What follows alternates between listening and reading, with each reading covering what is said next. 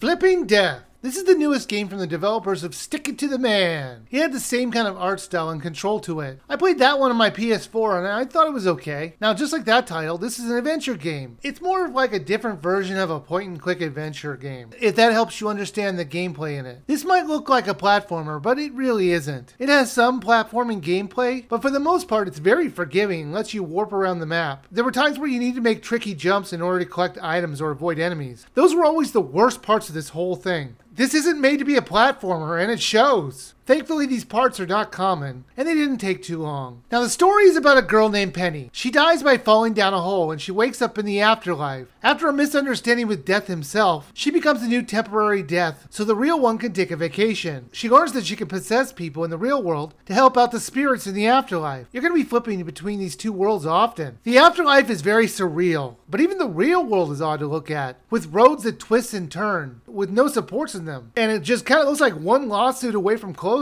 People live on floating islands with no guardrails, and elevators that even a dog could use. It was strange to say the least. In order to possess people, you're going to need to catch the bugs around you in order to get enough points to enter a certain character. Sometimes you're going to need different kinds of bugs, but most of the time it was just the generic kind. When you possess them, you can see their inner thoughts and interact with them. You can move them around against their will, and sometimes you can use the object they're holding. It depends on the person that you're possessing. Not everyone in the world is useful for the task that you're trying to do. Some of them may just be there for the optional challenges. They were there to have some replayability to the levels. They show you at the top left the objective that you have, and the objective list will change as you finish the tasks. However, there's the main goal of the world in order to finish the chapter. How you use the possessed people was always goofy and not intuitive. You're going to need to use dumb logic in order to solve the puzzles. It's never as easy as doing one thing to get another. It's like using a sword as a can opener. You're going to have to think very strangely in order to get past an objective. If you've ever played the Monkey Island games before, you know what I mean. Here's an example. You have to paint a boat in order to help the ghost of a captain. So you're going to need one of the characters to lick the paint and use their tongue to paint the boat. That's the sort of thing that you're going to have to deal with.